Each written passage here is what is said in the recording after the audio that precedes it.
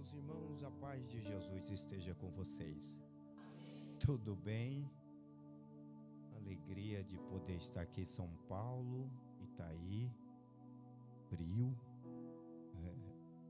Eu sou de Cuiabrasa, Mato Grosso, 3 horas de avião, 3 dias de ônibus, 2 dias de carro. É perto, é perto. Alegria de estar com vocês, tá bom?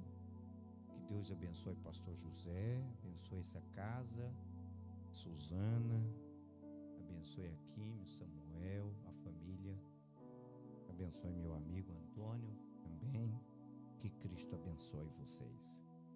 Minha alegria também pela vida do Saulo, Maria, Deus abençoe essa família. Mateus, Thaís, Deus abençoe, tá bom? A Nenê. Querido, eu queria ler um texto com vocês, João, capítulo de número 21. Meu amigo Antônio, obrigado, tá?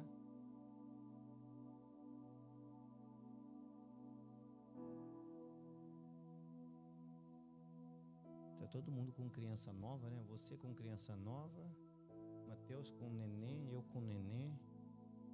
Meu nenê nasceu, tem 2 meses. Acorda só 3 horas da manhã. Pensa na correria, né? A gente é pastor lá em Cuiabá, ordenando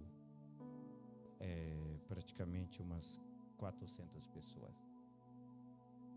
É uma bondade de Deus. Um abraço da minha família, tá bom? O meu povo. Vamos para a Bíblia?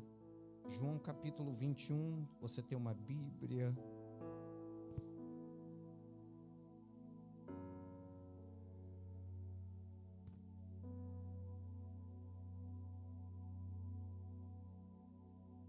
João capítulo de número 21, versículo de número 1.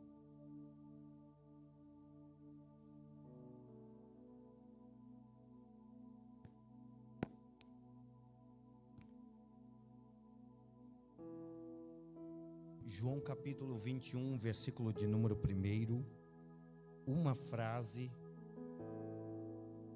está escrito assim: depois disso, fale comigo esta frase, diga comigo, depois disso. Por gentileza, dá um sorriso Colgate para alguém, eu não sei que pasta vocês usam aqui. Você escovou o dente, dá um sorriso para ele, pelo menos no frio, gelado. Pega na mão dele para esquentar um pouquinho e fala: Deus vai falar conosco. Fala com carinho para ele: Deus vai falar conosco. Deus vai nos abençoar. Pois bem, eu estava conversando com Deus porque um princípio que eu herdei no Senhor, uma natureza que vou fazer agora 22 anos de ministério, e por bondade de Deus, por sua misericórdia a mim de formas que não mereço, mas eu aprendi um princípio com Deus de, antes de passar no altar, mesmo que todos os dias ministrando, passe primeiro no quarto. E não importa o tempo que eu tenha de correria, ou o tempo que me fuita de algumas coisas, mas eu compenso mesmo assim, passando primeiro ao quarto, antes de passar no altar. E perguntando a Deus e declamando com o Espírito Santo, eu conversei com Deus para mais uma noite na sua presença aqui na igreja em Itaí, e perguntei ao Espírito Santo qual era o consenso da sua mensagem. Brilhou no meu espírito ainda ontem de madrugada, e eu resolvi aguçar os ouvidos e entender o que a voz de Deus estava falando comigo. Eu comecei a perceber que quando chega em João capítulo de número 21, está falando de duas obras. É possível que nós percebemos que existe aqui duas metamorfoses. Existe uma obra que é chamada por nome de obra do durante. Existe uma obra chamada por nome de obra do depois. Então você percebe que a obra do durante, ela é antes do tempo. A obra do depois é dentro do tempo. Então a obra do durante é uma obra que se vê dentro. A obra do depois é uma obra que se vê através. É possível que se perceba que antes de Deus fazer uma obra através de mim, Ele faz uma obra dentro de mim. Este intento nos aplica a perceber que nós vivemos aqui na terra como líderes do Senhor.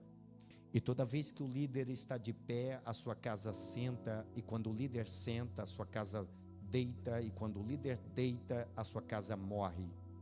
Então a atmosfera se move primeiro para fora, aí depois a metamorfose se engroba para dentro. Então Deus tem que fazer uma obra em mim para depois fazer uma obra através de mim. Então logo eu percebo que essas potências, elas já estão liberadas dentro da minha alma. Mas para que isto se materialize ou concretize, existe um processo. É aqui que começa e que se inicia este processo que eu vos estou narrando como o processo do durante. Dentro do processo do durante, existe 3 tipos de posição. A primeira posição, ela chama despido. A segunda posição, ela chama vestido. A terceira posição, ela chama revestido. Então Deus primeiro despe, depois veste, depois reveste. Quando a Bíblia está aplicando isso, ela está dizendo que Deus primeiro despe. A palavra despe ou despido, ela vem de algo arrancado, ou algo tirado, ou algo afastado. Então a palavra despir na Bíblia é um senso de descrédito, sem moral ou com vergonha absoluta. Então antes de Deus fazer uma obra grande na mão de quem Ele vai dar muita coisa, Ele primeiro despe, Ele primeiro arranca, primeiro tira para dentro. É chamado por nome de obra da incisão. Talvez você pergunte, pastor Moisés Rocha, o que é obra da incisão? É cortando para dentro. Mateus capítulo 15, versículo de número 13, narra que toda planta que o Pai não te deu, Ele vai te arrancar. Existem plantas como a tamareira de 2 Samuel 13, que tamar significa doce, mara, amarga, é uma planta de dupla personalidade, que lembra a filha do rei Davi, princesa, que foi abusada por Aminon, que trocou as roupas coloridas por roupas pretas. É chamado a incisão do defunto disfarçado. Quando você lê Apocalipse capítulo 3, você vê Jesus escrevendo ao anjo da igreja, e ele escreve a eles dizendo: vocês têm nomes de que vive, mas o espírito morreu. Estava dizendo para eles: vocês estão como defunto disfarçado, porque para Deus é melhor você assumir que está morto do que você ficar disfarçando que está vivo. Isto aqui é uma obra de incisão. É como se Deus estivesse arrancando as amarguras de dentro, os ressentimentos. É como se Deus estivesse cortando os venenos de 2 Reis capítulo 4, versículo de número 39, a planta chamada por nome de coloquíntidas, que entrou dentro da panela, que trouxe a farinha que vem do trigo, que é o pão, que é a palavra, que entrou na panela, que tirou o veneno. Então Deus primeiro está cortando para dentro. Depois Deus está fazendo uma obra de circuncisão, é um corte ao redor. Então na obra do despimento, primeiro o corte é para dentro. Na obra da circuncisão, o corte é ao redor, Deus vai arrancando. afastando o que não presta, o que não serve, pessoas que não combinam com o propósito, pessoas que não têm mais a identidade para acompanhar o ciclo da sua história. Deus vai arrancando. Deus tem 3 tipos de servo, eu parafrasio apenas um, chamado por nome de servo da inimizade. Sabe aquela amizade que afastou, que você nem entende, não sabe o que fez para ele, para ela, foi Deus que tirou. Sabe aquela pessoa que não te liga mais e você não sabe o que aconteceu, não aconteceu nada, foi Deus que decidiu cortar. É uma obra de circuncisão, porque se fosse por você, você nunca teria afastado daquela pessoa. Deus fez uma obra e cortou, circuncisão. A terceira é um instrumento da decisão. Então eu acabo de narrar a vocês que dentro da metamorfose do durante, existe aqui a obra do despimento. Deus está tirando, afastando, cortando. É um processo da podagem. Deus corta ciclo, corta pessoas, corta dinheiro, corta recurso. É um processo da podagem. É tudo que Deus vai fazer, que Ele vai vestir. Antes de vestir, Ele vai despir. Eu vou repetir: antes de Deus vestir alguém, primeiro Ele despe este alguém. Então primeiro Ele arranca para fazer entender que não chegou ainda na melhoria. Você já leu 1 Samuel capítulo 1 versículo 6, apenas um pouco parafraseando o texto que eu estou lendo. Você lembra que Deus fez uma obra de incisão dentro de Ana? O texto diz que Ana não era estéril. Não é verdade. A madre de Ana cerrou. A palavra cerrar significa algo que pertence a você, é seu por direito, mas eu ainda não vou te dar porque você não está pronto. O versículo de número 6 chama que Ana tinha uma rival por nome de Penina. Você só tem uma rival se você brigar com ela, competir com ela. Se você não competir, você não tem rival. Então eu entendi, as duas mulheres é frustrada. Ana é frustrada porque Ana não pode gerar, mas Eucana ama mais Ana do que Penina. Penina tem filhos, mas não tem amor. Ana tem amor, mas não tem filhos. Só que Deus não tinha propósito com Penina, porque Penina já tinha. Deus tinha propósito com Ana. Ana tinha 3 unção na barriga. Ana tinha 3 unção no ventre: profeta, juiz e sacerdote, Samuel. E quem tem coisas grandes dentro do ventre não pode brigar por coisa pequena, porque Deus não dá coroa pesada para quem tem cabeça fraca. Deus primeiro precisa fortalecer a mente para depois dar estrutura para o peso da coroa. Como é que Deus vai dar uma coisa para você briguenta, desconfiada, descontrolada, nervosa? Como é que Deus vai dar uma coisa para você que é irado, bravo, tudo quer resolver na ignorância? Como é que Deus vai dar uma coisa para a senhora que tudo você leva para o Facebook e faz aquelas postagens com aquelas fotinhas de biquinho e escrevem de embaixo: Deus é minha vingança? Como é que Deus vai te abençoar de vez de você entrar no quarto, fechar a porta e orar e cumprir Mateus 6,6, você vai para o Facebook e diz: estou desanimada, acordei irritadinha, só para ganhar 32 curtidinhas? Não, isso é coisa de gente com mente pequena. Não sei se o Glória vai ter. Isso é coisa de gente imatura. Pega na mão do irmão, diga para ele: está gostando da farinha ou está difícil? Isso é coisa de gente imatura, desequilibrada. Porque gente equilibrada não bate boca. Gente equilibrada não comete escândalo na internet. Gente equilibrada não se rebaixa. Ai, eu estou sentindo Deus aqui. Gente equilibrada não tira satisfação. Não. Gente equilibrada não faz isso. Gente equilibrada entra no quarto e chora, e clama, e fala com advogado fiel e justo, que defende de todas as condenações. Você tem promessa grande dentro do ventre. E quem tem promessa grande não pode ficar brigando por coisa pequena. Eu vou falar uma palavra aqui e vai gravando na sua mente, porque eu não vou longe. Mas tem coisas que já era para você ter recebido há muito tempo. Você só não recebeu por causa da bendita personalidade. Tem coisas que você já era para ter recebido há anos, mas a sua forma de comportar travou as coisas, Deus segurou. E quando Deus segura, não adianta. Quando Deus fecha, não tem ninguém que abre. Quando Deus esconde, não tem ninguém que a mostra. Não adianta, você pode fazer de tudo, rodar a baiana, pintar o 7, o 8 até o 9, nada vai acontecer, porque Deus está esperando uma atitude de você.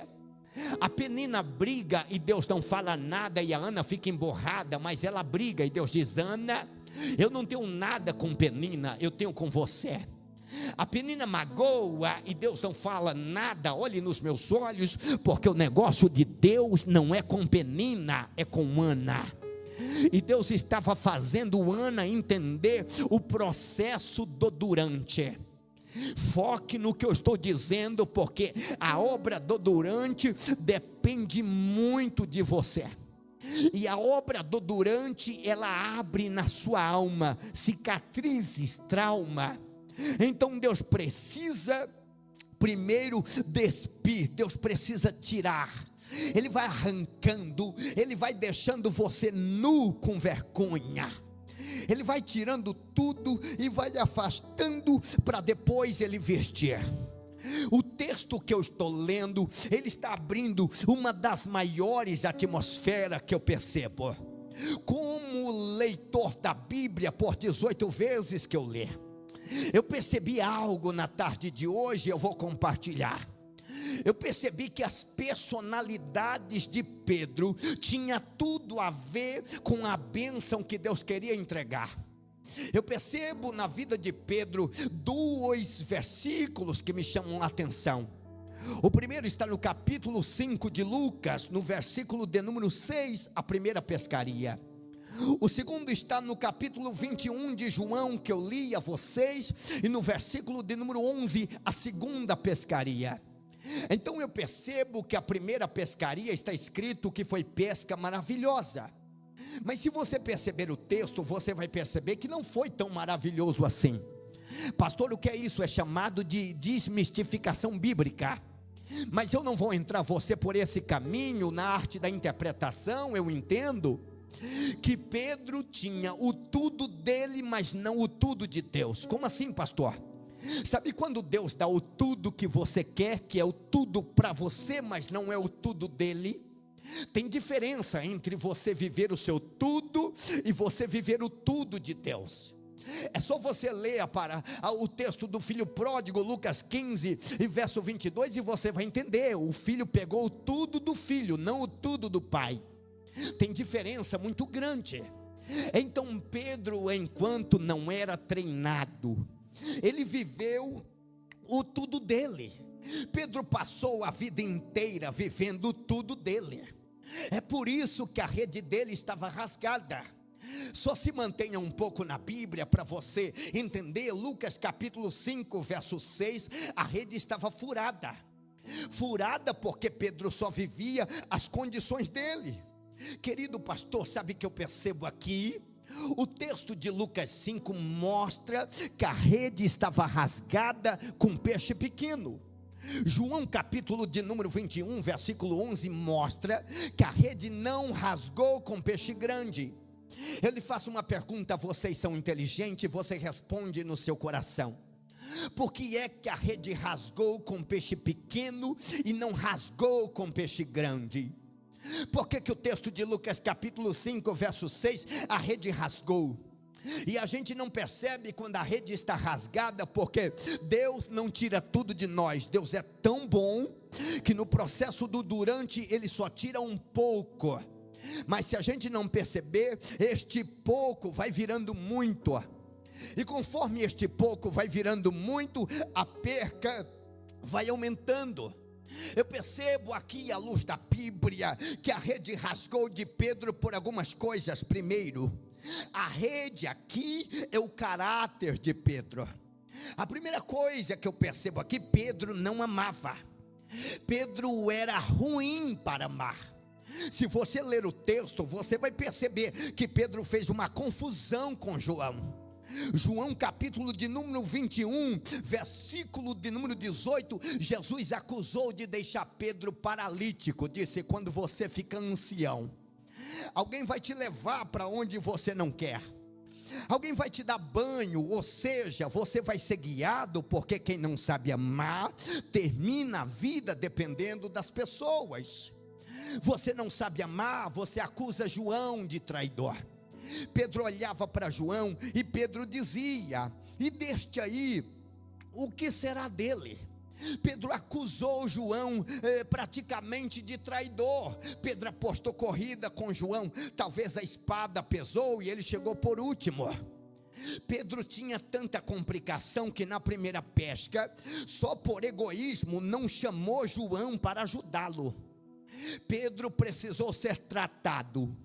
No capítulo 16 de Mateus, do verso 14, Jesus está pregando e Jesus diz: quem os homens dizem que eu sou? Uns dizem que o Senhor é Elias, profeta. Outros dizem que o Senhor é João Batista, profeta. Outros dizem que o Senhor é Jeremias, profeta. Pedro diz: tu és o Cristo, Filho do Deus vivo. Jesus ficou tão feliz, abriu um sorrisão e disse: não foi carne e sangue que te revelou, foi meu Espírito. Eita, que revelação, Pedroca! Daqui a pouco Jesus mudou a mensagem e Jesus disse: gente, eu vou mudar a pregação, eu vou morrer. Aí Pedro olhou e disse: vai morrer nada, que vai morrer? Se for por causa de mim, tu não morre. Aí Jesus olhou e disse: para trás de mim, Satanás. Que confusão. 4 capítulos antes o Espírito revelou, 4 capítulos depois o capeta usou. E não se assuste, porque Pedro foi mais usado pelo capeta do que pelo Espírito. Mas Jesus disse: eu vou mudar Pedro, eu vou transformar Pedro. Ai, meu Deus do céu, eu vou mudar o espírito de Pedro. Eu vou fazer Pedro amar, porque Pedro não ama. A segunda coisa que eu percebo em Pedro, a insegurança que ele tinha. Porque pessoas que não amam, pessoas machucadas, machucam outras pessoas.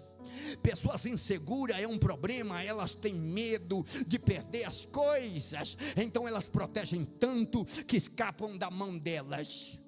Pessoas inseguras é um problema, não pode aparecer alguém que ele fica se sentindo ameaçado, vai tomar o meu lugar. Pessoas inseguras é um problema, é tão desconfiado que se a menina levantar a mão, é capaz de ele dizer: está levantando a mão para o pastor. E se ele levantar a mão, ela dizer para a moça do louvor. São ciumentos, desconfiados, desequilibrados, é uma perturbação opressiva. Pedro era tão inseguro que Jesus disse: eu vou mudar Pedro, eu vou tratar a segurança de Pedro. Em Mateus capítulo de número 14, apenas na Bíblia, apenas um pouquinho, se segure um pouco, tenha paciência. Em Mateus 14, Jesus vem no barco e todo mundo acha que ele é um fantasma. E quando ele vem, de repente o Pedro olha, porque mesmo o Pedro com tanto defeito, ele tinha uma coisa. O que é que ele tinha, pastor? Vontade de vencer. Mesmo Pedro sendo complicado, ele tinha uma coisa na alma dele: ele queria ser melhor, diferente. E quando Pedro viu Jesus andando, Pedro olhou e falou: é o Senhor mesmo? E Jesus: sou eu, Pedrão. E ele disse: então, se é o Senhor, manda eu ir e andar sobre as águas. Todo mundo prega que Pedro afundou, mas o único que andou sobre as águas foi Pedro. Porque quem corre risco vive milagres extraordinários. Ai, meu Deus do céu, eu não estou pregando para gente normal, porque Deus não gosta de gente anormal. Deus não gosta de gente normal, perdão. Deus gosta de gente anormal, que desafia leis do ambiente aonde não tem recurso. Deus gosta de um Ezequiel que prega para os mortos até que eles ressuscitem, mesmo tendo a esposa morta, no capítulo 24. Deus ama gente que esconde as dores de si para cuidar das dores dos outros. Deus ama gente diferente no culto. Eu ministro quase 300 e poucas vezes pelo Brasil. Deus gosta de gente diferente, gente que dá um glória diferente, dança diferente. Pega o pandeiro de Miriam, levante a sua mão e dá um glória se você acredita. Diga para alguém que está perto de você: Deus está mudando o seu caráter. Fale para ele: Deus está tirando esse espírito de jararaca da sua vida, esse espírito de fofoqueiro, esse espírito que não tem coragem nem de fazer a cama que você dorme. É uma preguiça até para levantar, para limpar o prato que come, varrer a casa que mora. Deus está mudando o seu caráter. Acabou, glória, que foi? Deus está mudando o seu comportamento. Porque se você vai viver uma coisa nova, você não pode continuar no mesmo nível. Ai, meu Deus do céu, eu estou sentindo Deus aqui. Se você vai mudar de nível, então você tem que mudar de comportamento. Levante a sua mão e sopra um grito de glória dentro da igreja. Me dá um pouquinho de retorno aqui, por favor, um pouquinho só. Se você acredita nisso, porque a primeira forma que eu estou dizendo para você, eu não quero ir longe de verdade. A primeira forma que eu estou dizendo para você é despito. Diga isso para alguém: Deus arranca tudo e não adianta reclamar. Primeiro é despido, pastor José. Depois é vestido, depois que ele tirou tudo. Depois que ele pegou Pedro e fez Pedro chorar dizendo: você vai ficar paralítico. Depois que ele pegou Pedro e disse: Pedro, eu vou fazer uma obra na sua vida, porque hoje você me dá problemas, mas eu estou vendo lá na frente. Porque quando o diabo olha para você, ele não tem medo de quem você é, ele tem medo de quem você vai se tornar. No capítulo de Lucas 5, a pesca foi maravilhosa, só que escute o que eu vou dizer. Deus queria algo muito maior do que o maravilhoso. Sim, Ele queria que Pedro vivesse no surreal, no extraordinário. Sabe quando Deus olha para alguém e Deus diz assim: olha, eu não quero que você fique nessa mesma rotina. Eu não quero que você venha na igreja e cante algumas músicas, sinta um poder, o poder em você, mas a presença é dentro de você. Eu quero mais do que isso. Eu não quero que você fique apenas de sua casa e venha com a Bíblia na mão, porque tem um pregador estranho que pelo Brasil é conhecido quase como Mr. Pin. Até minha irmã fala, seus 10 minutos iniciais é desanimador, maninho. Mas é a forma que Deus me chamou. Cada um Deus chamou de uma maneira, de uma forma. Só que escute o que eu vou dizer: Deus tem um processo de tratamento para cada um. E quando o processo acaba em percas. É dolorido o que eu vou dizer para você nos próximos minutos, porque só existe uma maneira de Deus ensinar a gente. Sabe como é? Fazendo a gente perder.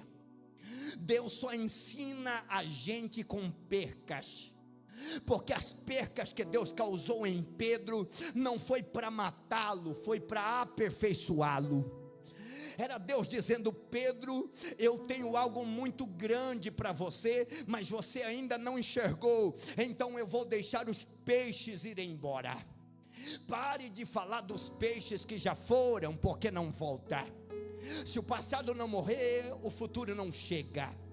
Se o velho não for enterrado, o novo não nasce. Até que o texto inicia: depois disso eu percebi. Demorou 1 ano e 4 meses para Deus costurar a rede de Pedro. Eu vou falar outra vez do processo espiritual. Deus demorou 1 ano e 4 meses para costurar a rede de Pedro. Até que Pedro estava na praia frustrado, porque a praia significa igreja. Pedro estava frustrado na igreja, e estava tão frustrado que foi nadar. O mar significa o mundo, porque quando a gente está decepcionado, a gente abandona o real que é para fazer.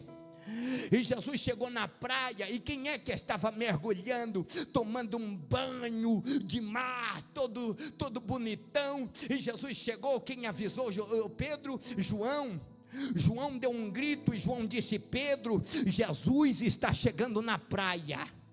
E quando Pedro viu Jesus, tentou disfarçar, eu acho que ele tentou enxugar, e Jesus viu os pinguinhos do pecado caindo, mas não falou nada. Deus não mistura cajado com surra. Deus bate, mas não espanca. Deus usa autoridade, mas não autoritarismo. E Deus ensinou Pedro, sabe como? Vamos trabalhar. A única forma de Deus te trazer de volta é dando serviço para você, é fazendo você fazer pelos outros o que você queria que fizesse por você. Vamos, Pedro, pegue a rede. Pedro nem percebeu que a rede estava costurada. Pedro nem percebeu que nesse tempo todo Deus costurou a rede dele. Pedro não percebeu. Pedro não percebeu que neste processo Jesus já tinha feito uma obra de reconstrução. E quando Jesus disse: Pedro, joga a rede para o lado direito, o texto diz: Pedro jogou a rede e ganhou 153 grandes peixes. Pastor Moisés Rocha, eu sou da Bíblia, eu também. Pastor, por favor, me dê 2 provas que a pesca de João 21 é maior do que a pesca de Lucas 5. Te dou. A primeira, que é a de Lucas 5, aprendemos agora há pouco, a rede estava rasgada. A segunda prova é que a pesca de Lucas 5, Jesus foi embora. A de João 21, Jesus comeu junto, porque quando a coisa é boa, até Jesus fica para participar. A pesca de Lucas 5 não tinha nada, nem fogo, mas a pesca de João 21 tinha fogo, não pegou. A pesca de João 21 tinha fogo, tinha brasa, tinha azeite, tinha graça. Olhe no rosto de alguém, porque eu quero começar a encerrar, e diga para ele: Deus está te tirando do peixe pequeno para te colocar no peixe grande. Sobe aí, tecladista, comigo, por favor. Deus está te tirando do peixe pequeno. Eu vou profetizar. Deus está te tirando do lambari para te colocar no tubarão. Olhe no rosto de alguém, ele vai pegar e diga: Deus está te tirando disso aqui para te dar isso aqui.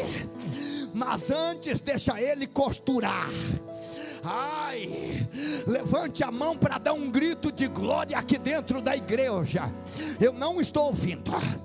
Eu vou te dar 30 segundos para dar um grito de glória, porque eu vou profetizar pela palavra. Depois que este processo passar, vai chegar o processo do depois.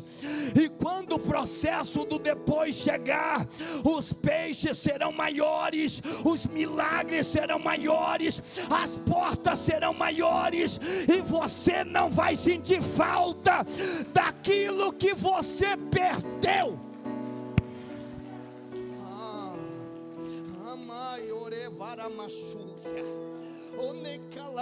Só quem está na Bíblia. Eu vou dar uma segurada aqui. Só quem está na Bíblia. Orebaravachúria. Cata na mão de um vaso, só no grito.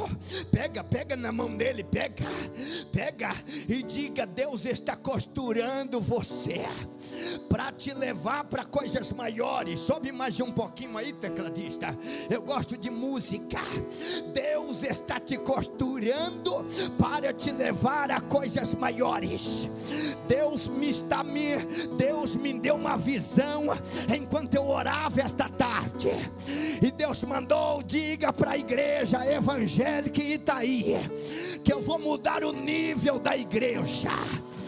Aqueles que estão só no grito, por favor, segure só no grito, na voz por alguns minutos, porque Deus vai te levar nos próximos meses a um nível diferente.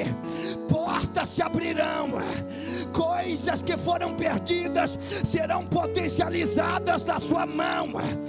Deus vai te levar para uma pescaria maior.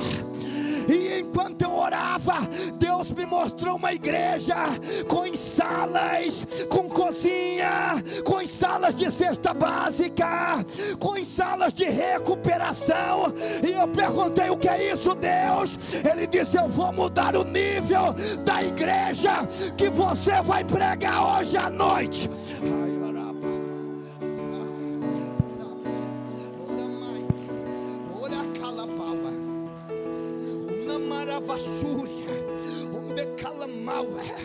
Olhe nos meus olhos, porque eu vou começar a encerrar. Eu aprendi com a minha mãe que é melhor o pouco com graça do que o muito sem graça. Eu vou finalizar aqui, porque não sou pregador de ficar cansando. Eu vos acabo de interpretar pela Bíblia que Deus primeiro faz a obra do durante, para depois fazer a obra do depois. Antes de Jesus voltar para a praia, primeiro ele tira, ele arranca. Mas olhe nos meus olhos, por favor, porque a recomendação de Deus: perdeu, perdi, pastor, mas não saia da praia. Está frustrado? Eu estou, pastor, mas não saia da praia. Está quebrado? Eu estou, pastor, mas não saia da praia. Não saia, porque primeiro Deus despe, e o despir de Deus dói. O despir de Deus implica dores. Olhe no meu rosto um minuto, porque o despir de Deus é difícil. Você está na frente de um pastor que sobreviveu ao câncer, leucemia, 1 ano e 6 meses. A história é um livro. O pastor que tem um corte do peito à cintura, não tem imunidade, começou a andar e falar com 5 anos de idade. 3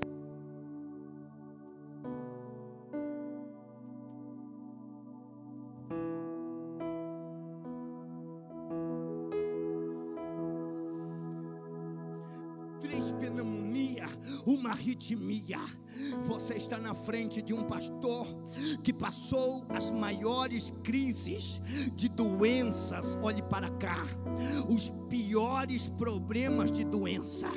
Minha mãe orou 1 ano e 6 meses para Deus me curar de câncer no sangue. Você está na frente de um pastor que perdeu os pais com 16 anos de idade, o pai e a mãe. Perdeu a avó, a bisavó, o avô. Perdeu tios no álcool 30%. Perdeu o irmão que antes de morrer vendeu a casa e me deixou na rua pegando papelão e latinha por 4 anos e 3 meses.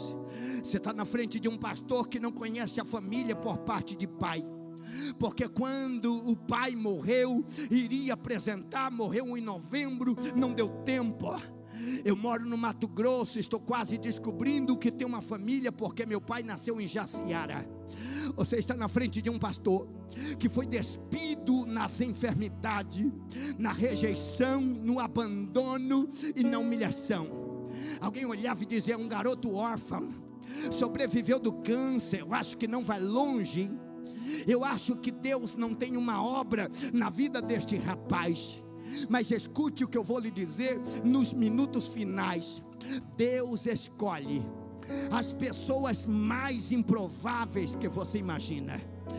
Deus escolhe os ambientes mais complicados em que você não acredita. Deus escolhe os lugares mais difíceis que você possa imaginar. Até que um dia, orando a Deus, eu disse: Deus, eu não tenho pai. Eu trabalhava de pintor, pintava casas para sobreviver.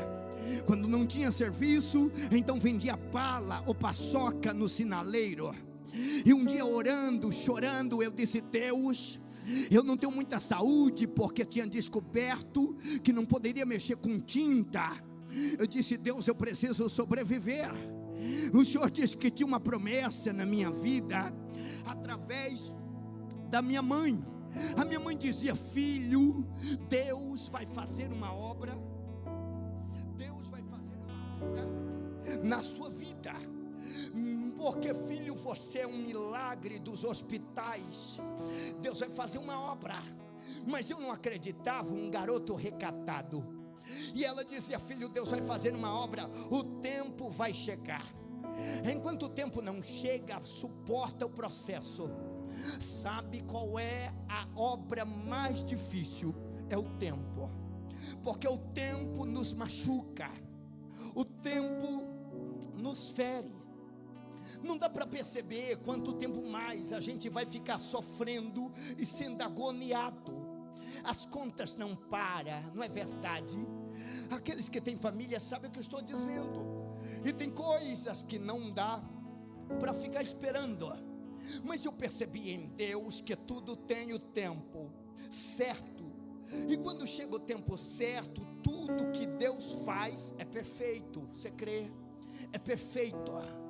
Até que um dia, depois de tanto pegar papelão, nada contra, foi o que me ajudou a sobreviver também. Depois de vender doces e coisas, eu recebi convite para pregar numa casa. Eu nasci pregando nas casas.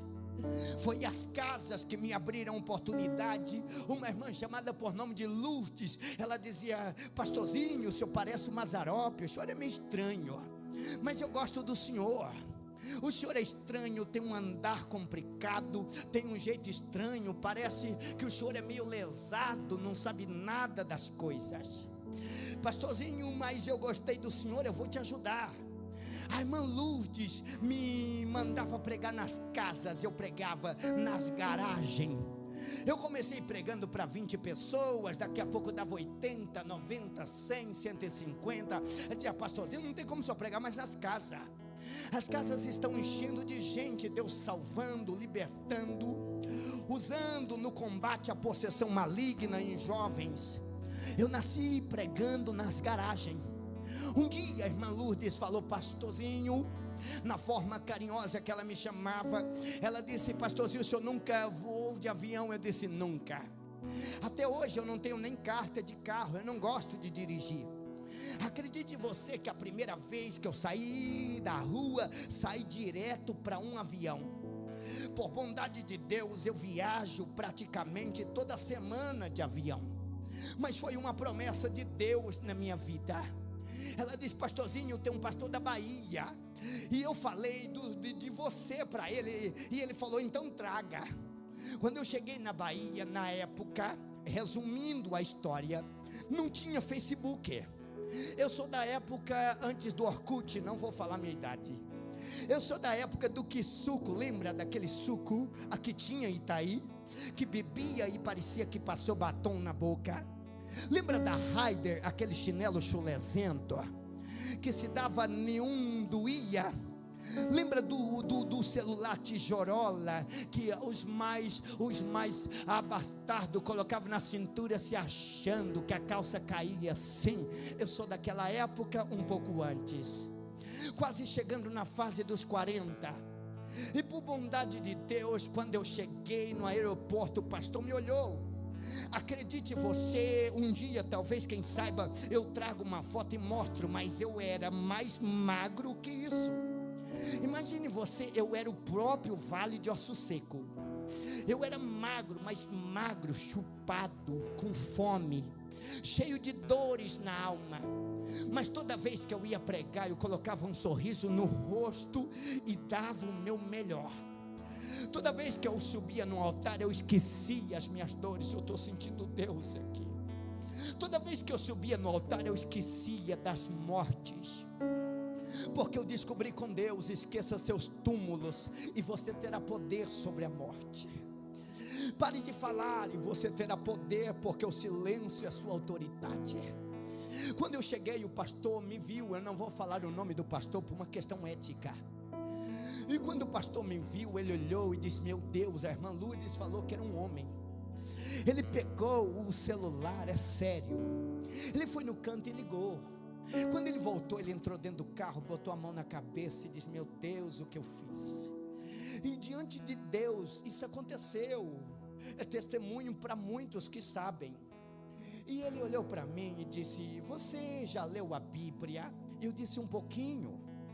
Ele disse: a irmã Lourdes falou que você conhecia a Bíblia. Eu disse: estou aprendendo. Ele disse: você é muito parado. A minha igreja é uma bênção. Eu falei para o povo que havia um pregador. A minha igreja vai lotar pensando que é o pregador. E eu olhei e fiquei quieto. Ele olhou para a esposa e disse: ele é estranho. Ele disse: você tem unção? Eu disse: um pouquinho. E ele disse: meu Deus, você é pequeno, magro, calado. E Deus falou comigo: ele sabe que você é pequeno, mas eu dentro de você sou maior. Eu dentro, fique quieto, eu dentro de você sou maior. A hora vai chegar. Quando eu cheguei na igreja, a igreja bonita, ele olhava para mim e eu comecei a ficar com vergonha. Quando chegou a hora da palavra, acredite, ele deu o microfone para outro pastor. Outro pastor começou a pregar e eu debrucei meu rosto e alimentei, chorei e disse: amém, Jesus. Não é meu dia. Mas eu percebi que o outro pastor meio que olhou e percebeu e devolveu o microfone para ele, faltando 15 para as 9. Na Bahia o culto acaba 9 horas.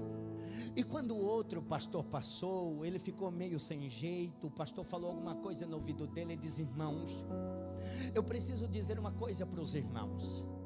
Eu recebi um pastorzinho, um missionário sofrido, enviado por uma irmã, mas eu não a conheço bem, igreja.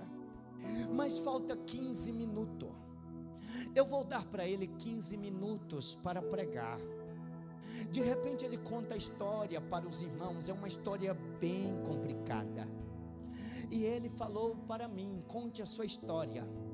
O Espírito Santo veio no meu coração e disse: Moisés, não conte história. Eu disse: como?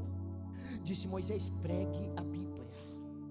Porque se ele quiser ler a história, um dia que ele compre o livro. Eu disse: o senhor vai me dar um livro? Há 22 anos atrás Deus já tinha me falado: vou te dar um livro. Então que ele vai ler seu livro. Pregue a Bíblia. Eu não te trouxe aqui para ficar se vitimizando, porque ele está achando que você é um coitado. Mostra para ele que você tem mais alegria do que ele. Mostra para ele que você perdeu tudo, mas não perdeu a graça, a fé, o fogo do Espírito. Eu disse: Deus, eu sou carro a álcool. Eu conheço pastores que são gasolina e nada contra, mas eu sou a álcool. Eu sou difícil para pregar. Tem mensagens minhas no Brasil que eu demoro 40 minutos para pregar. Tem uma mensagem que eu prego 2h20 sobre Maria Madalena. Os pastores falam: Moisés, é difícil pegar, é um Fiat que vai dando tranco no frio, assim, pam, pam, pam, até que pega. Eu disse: Deus, eu só tenho 15 minutos. Se depender de mim, nós vamos sair gelado daqui. E o Espírito Santo falou: vou te dar um gás hoje à noite. Fecha os olhos, entra no 12 que eu vou te usar. Eu comecei a pregar sobre, até lembro a mensagem: os vivos te matam e os mortos te levantam. E quando eu estava pregando, que estava já dando 15 minutos, eu dei um grito. Eu sei que Deus tocou no meu coração e eu dei um grito, mas o grito, depois daquele grito eu não consegui mais pregar. A igreja começou a fazer um barulho, as crianças chorarem, a gritarem, as irmãs chorando. Eu sem entender nada, olhei para o pastor. Cadê o pastor? O pastor não estava mais perto de mim. Tinha um rapaz perto de mim que estava me ajudando na água. Ele trazia a minha água e perguntava se eu queria de novo. E aquele rapaz olhava para mim e eu disse: o que é que está acontecendo? E ele disse para mim: você não sabe o que está acontecendo na nossa igreja? E eu disse: não. Ele disse: aqui você está pregando e você nem percebeu. O pastor está lá na pilastra. Olha o pastor lá, e eu vi. Ele disse: você está vendo um menino perto do pastor? E eu disse: estou vendo. Ele disse: aquele menino chama Gustavo. Aquele menino tem 10 anos de idade. Ainda há pouco ele atravessou o corredor, foi até o pai e disse: pai, deixa o moço pregar. E eu disse: que bênção, estou pregando porque o filho do pastor pediu. Ele disse: é, mas é que você não sabe, já faz alguns minutos, e você não sabe, o filho do nosso pastor é surdo, e a palavra de Deus abriu o ouvido dele, e você é o único que não sabe.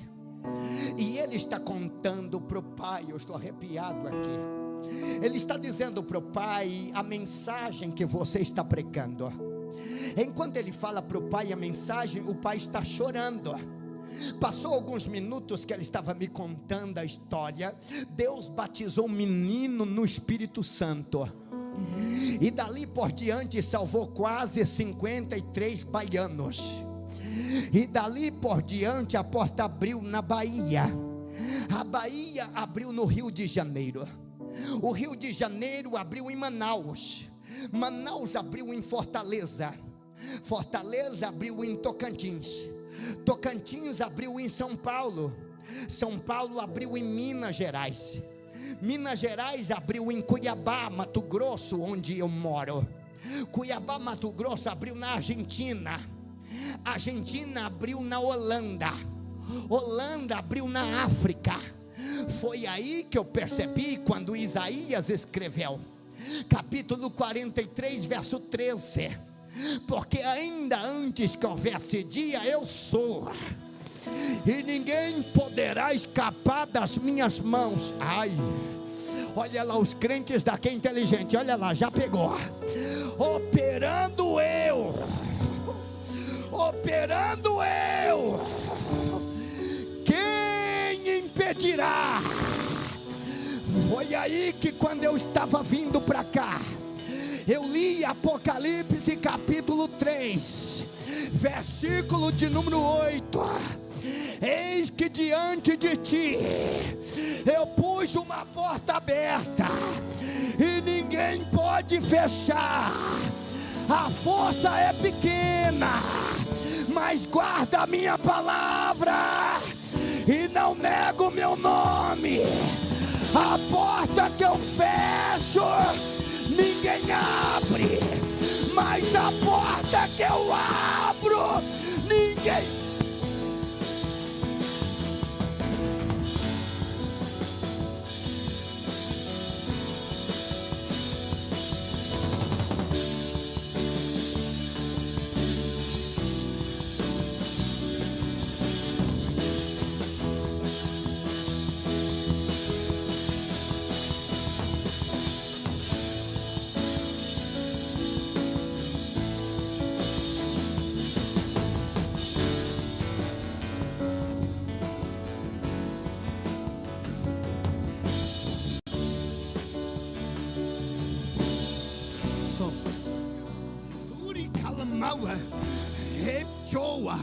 Aui indeio é pacantalai, riminequetéria tal afaua.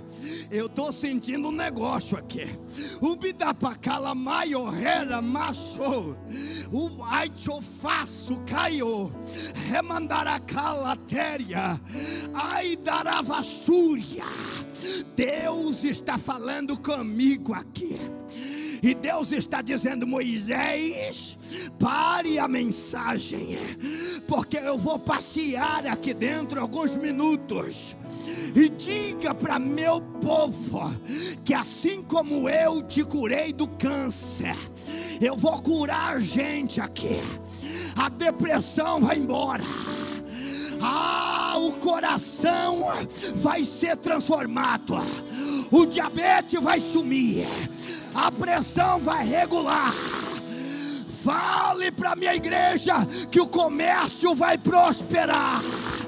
Eu vou abrir as portas fechadas. Levante a sua voz, levante a mão como concha Eu vou te dar 2 minutos, depois eu oro. 2 minutos, eu vou fazer uma loucura aqui. Se Deus está na palavra, como eu sei que está, vai batizar a gente no Espírito Santo, vai renovar em línguas estranhas, vai fazer um barulho aqui. Se Deus está aqui, no Santo do Santo, vem no Santo do Santo, não tem outro lugar, não tem, vem. Se Deus está, como eu sei que está, vai fazer uma obra agora. Olha lá, olha lá, olha lá.